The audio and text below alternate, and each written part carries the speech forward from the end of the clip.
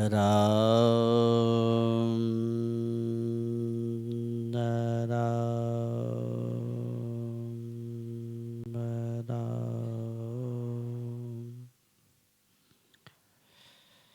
नारायण नारायण नारायण। सीधे होकर बैठे, ध्यान से सुने। अभी परम श्रद्धेय स्वामी जी की वाणी सुनी और स्वामी जी महाराज बड़े ही चेतावनी की बात कही कि हमारे जीवन की दिनचर्या में सुबह से लेकर शाम तक जो हम दिनचर्या करते हैं उसमें हमारे को परमात्मा की आवश्यकता अनुभव होनी चाहिए। जैसे भोजन की आवश्यकता हम अनुभव करते हैं कि भी भोजन मिले, प्यास लगती है तो पानी की आवश्यकता अनुभव करते हैं कि पानी मिले। ऐसे ही हमारे अंदर परमात्मा की आवश्यकता अनुभव होनी चाहिए कि परमात्मा मिले। लेकिन अभी तो हम लोगों के अंदर परमात्मा की प्राप्ति की आवश्यकता ही अनुभव नहीं होती। परमात्मा मिले ये बात ही नहीं आती, आवश्यकता ही नहीं होती। इसमें बाधा क्या है? इसमें बाधा संसार की आवश्यकता करते हैं, इसलिए परमात्मा की आवश्यकता नहीं होती। रोटी तो मिलनी चाहिए, कपड़ा तो मिलना ही चाहिए, ऐसा तो मकान होना ही चाहिए, ऐसी दुकान होनी चाहिए। ये रुपया नहीं होगा, ये मकान नहीं होगा तो कैसे चलेगा? तो अब जब ये मन में रहेगा कि रुपया तो होनी चाहिए, मकान तो होनी चाहिए, उसके बिना तो काम ही नहीं चलेगा, तो फिर परमात्मा क्यों आएगा बीच में? हमारे मन में तो संसार की आवश्यकता बैठी हुई है और ये तत्व को समझना चाहिए कि संसार चाहने से नहीं मिलता और संसार की आवश्यकता ही पूरी होती नहीं। चाहा तो बहुत कुछ, तो सब कुछ हो गया क्या? जैसा धन चाहा था, जैसा मकान दुकान चाहा था, जैसे मान बड़ाई प्रतिष्ठा चाही थी, तो क्या वैसा हो गया? नहीं होगा। तो हम अभी इसी दिनचर्या में, इसी संसार की बातों में उलझे हुए हैं। परमात्मा की आवश्यकता का हमें अनुभव ही नहीं करते, आवश्यकता ही नहीं होती। स्वामी जी महाराज ने एक दृष्टांत दिया कि हमें बीकानेर जाना है, तो बीकानेर जाने की आवश्यकता होगी तो वहाँ की सुगमता का हम लाभ ले सकेंगे। भाई गाड़ी जाती है, रोड जाती है, वहाँ जाने की व्यवस्था है, गाड़ी से जाओ, मोटर से जाओ, तो वो जितनी सामग्री है, जितनी आवश्यकता है, जितनी सुविधाएं, वो हमारे काम आएंगी। अब हमें बीकानेर जाना ही नहीं है तो वो गाड़ी, वो रोड, वो सामग्री, वो सुविधाएं हमारे के काम की? हमें जाना ही नहीं है बीकानेर। ऐसी परमात्मा हमारे को मिल सकते हैं, सुगमता से मिल सकते हैं और परमात्मा की प्राप्ति के बड़े बड़े सुगम रास्ते हैं। लेकिन वो रास्ते, वो सुविधाएं, वो साधन भजन की जो बातें हैं वो कब काम आएंगी? जब हमको परमात्मा की आवश्यकता हो। अब हमारे को परमात्मा की आवश्यकता ही अनुभव नहीं हो रही है तो वो साधन, वो सामग्री, वो समय या साधन हमारे के काम के हैं? तो स्वामी जी कहना चाह रहे हैं कि परमात्मा तो सुगमता से मिल सकते हैं, आज मिल सकते हैं, और परमात्मा को पाने के कई रास्ते हैं, कई साधन हैं, कई योग हैं। लेकिन सबसे पहली बात तो यह है कि वो साधन, वो सामग्री, वो समय, वो ज्ञान, वो बातें तब काम आएंगी जब हम हमारे जीवन में परमात्मा की प्राप्ति की आवश्यकता अनुभव करें। अब चलो एक बात और बताइए कि हमारे मन में मान लो परमात्मा की प्राप्ति की आवश्यकता अनुभव होने लग जाए और हो जाए कि चलो हमें परमात्मा की प्राप्ति करनी है, तो फिर जगह जगह जाकर के अलग अलग साधन पूछते हैं। अब रास्ता बताने वाले बढ़िया नहीं मिलते। अब अग्निदेव हम साधनों में हविष्यान्न भटक लेकर जाते हैं। प्रकट हो गए कोई यज्ञ कहता की। है नाम जप करो, कोई कहता है ध्यान करो, कोई कहता है समाधि करो, कोई कहता है शरण भगवान के शरण हो जाओ। अब जगह जगह पूछ, एक रास्ता पकड़ के चलते नहीं और बताने वाले भी एक मिलते नहीं, जगह जगह हम भटकते रहते हैं।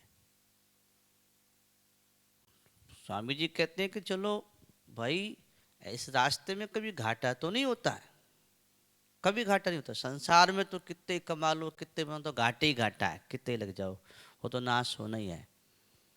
लेकिन परमात्मा के रास्ते में कैसे भी चलोगे कभी घाटा नहीं होता, फायदा ही होता है।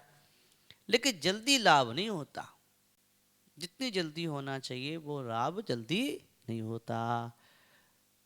कई लोग तो संत महात्माओं की परीक्षा करते रहते हैं, सूंघते रहते हैं, जैसे ये महात्मा कितना जानते हैं, ये महात्मा क्या बता सकते हैं, इन महात्मा कितना ज्ञान है, ये कितनी जानकारी रखते हैं। ऐसे जगह जगह उनसे परीक्षा करते हैं, तरह तरह की अलग अलग बातें पूछते हुए रहते हैं, लेकिन पकड़ते कोई सी नहीं, पकड़ते कोई सी नहीं। खाली उनकी परीक्षा करना या उनके ज्ञान की बातों को ये सुनते रहना, नई नई बातों को पकड़ के अपने उनकी परीक्षाएं करते हैं। तो ये भी नहीं करना चाहिए। एक संत की बात को पकड़ लो, एक एक निष्ठा से एक साधन पकड़ लो, सारे रास्ते वहीं जाते हैं, चाहे इधर से चले जाओ चाहे उधर से चले जाओ। अब जिसकी जो सुगमता हो, जिसकी जो सुविधा हो, जिसमें जिसकी रुचि हो, उस साधन को पकड़ के और उस साधन में लग जाना चाहिए। जगह जगह भटकना नहीं चाहिए। जगह जगह भटकोगे तो बहुत देरी लगेगी, बहुत मुश्किल हो जाएगी।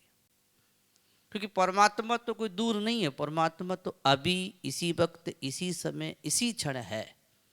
बस हमारी उधर दृष्टि नहीं हो रही है कि हम अपने साधन को परिपक्व रूप से पकड़ नहीं पा रहे हैं। और ये कब होगा कि एक निष्ठा पूर्वक एक साधन में एक संत की बात को मान करके लग जाए। कई जगह तो लोग साधन की बातें बताने वाले बहुत ज्यादा हो गए, मानने वाले बहुत कम रह गए।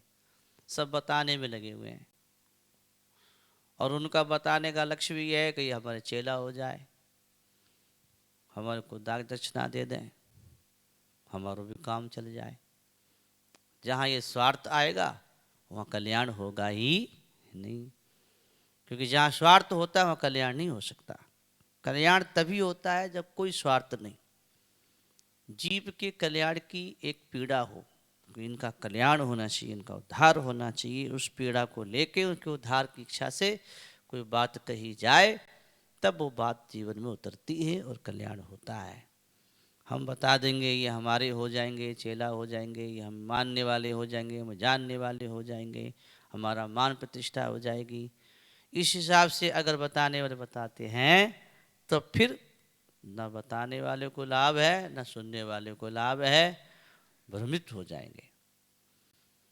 तो एक संत, एक पंथ, एक ग्रंथ, एक माला, एक आसन, एक झोली, एक निष्ठा, एक इष्ट होना चाहिए। जगह जगह साधन को बदलना नहीं चाहिए। एक निष्ठा से अगर हम किसी एक संत की बात मान के और उस साधन में अगर हम लग जाते हैं और उस निष्ठा से उस साधन में लग जाते हैं और हमारी इच्छा हो जाती है कि हाँ परमात्मा मिलते हैं और परमात्मा मिले हैं, औरों को भी मिले हैं, तो हमें भी मिलेंगे। कई लोग तो कहते परमात्मा मिलते नहीं, संतों ने तो कहा अरे परमात्मा मिलते नहीं कैसी बात करते हो, परमात्मा तो मिलने के लिए मरे, परमात्मा तो मिलने के लिए बोलो मरा है। जैसे कोई भूखों मरा है, कोई प्यासों मरा है, कोई सर्दी मरा है, कोई गर्मी मरा है, ठाकुर जी तो भक्तों से मिलने मरा है, लेकिन हम भगवान से मिलने नहीं मरते। हम तो रुपये के लिए मरा है, मान बढ़ाई के लिए मरा है, यश कीर्ति के लिए मरा है। तो अब हम इनके लिए मरा, ये तो मिलते नहीं, इसी में दुख है। जिसके संसार के लिए हम मरते रहते हैं, लड़ते झगड़ते रहते हैं, दौड़ते भागते रहते हैं, वो मिला नहीं आज तक किसी को। उसी जाल में फंसे दुख पर जन्म और मरो, जन्म और मरो। और भगवान तो मिलने को तैयार है, उसके लिए हम मरते नहीं, उसकी ओर हम चलते नहीं। और भगवान के लिए अगर हम मरें कि हमें तो भगवान ही चाहिए, दूसरों को चाहिए ही नहीं, और कोई इच्छा ही नहीं, एक परमात्मा ही चाहिए, एक भगवान ही चाहिए। एक उत्कंठ विलासा हो जा तो फिर सारे बातें, सारे साधन, भजन, सुविधाएं सब काम आ जाएंगी और परमात्मा मिल भी जाएंगे। परमात्मा तो मिले हुए ही हैं, हमारे में ही हैं, अभी यही है, लेकिन हमारे अंदर की वो उत्कंठ अभिलाषा ना होने के कारण वो दिखाई नहीं दे रहे हैं। तो स्वामी जी कहना चाहते हैं कि भाई सुविधाएं साधन तो तब काम आएंगे जब हमारे जिंदगी भर की दिनचर्या में जैसे हम संसार की वस्तु की आवश्यकता अनुभव करते हैं, इनको अनुभव ना करते हुए हमारे अंदर ये आवश्यकता हो जाए कि हमें परमात्मा चाहिए, भगवान ही चाहिए, दूसरों को चाहिए ही नहीं। संसार की चीज तो ऐसी है, ये तो प्रारब्ध से मिलती रहेगी। संतों ने कहा इसकी चिंता मत करो, प्रारब्ध पहले रचा और पीछे रचा शरीर, तुलसी चिंता क्यों करे भजरे श्री रघुवीर। हमारा प्रारब्ध, हमारी किस्मत, हमारा भाग्य पहले से बना हुआ है। मकान की चिंता, रोटी की चिंता, कपड़े की चिंता, निर्वाह की चिंता, ये चिंता मत करो। कर्म तो करो, कर्म तो करे बिना कोई रह नहीं सकता, लेकिन इनकी चिंता मत करो। मन में ये रखो कि हमें भगवान चाहिए, भगवान मिले, ठाकुर जी मिले। इतना समय बीत गया, इतनी उम्र निकल गई, अगले कितनी सांस है पता नहीं, आगे क्या होगा। और अभी तक जिस काम के लिए हम आए, भगवान ने हम मानव का जन्म दिया, वो परमात्मा हमें अभी तक नहीं मिला। उस परमात्मा की हमें प्राप्ति चाहिए। फिर जब ये हमें उत्कंठ विलासा भगवान से मिलने की इच्छा हो जाएगी तो लगन भी लग जाएगी और परमात्मा भी मिल जाएंगे। और जो साधन है, या साधन की जो बातें सत्संग की, वो भी हमारे जीवन में काम आ जाएंगी। सबसे बड़ी बात है कि हमें परमात्मा की इच्छा होनी चाहिए, आवश्यकता होनी चाहिए। अनुभव करें कि हमें किसकी आवश्यकता है, हम किसे चाहते हैं। अगर परमात्मा को चाहते हैं तो परमात्मा अवश्य मिलेंगे।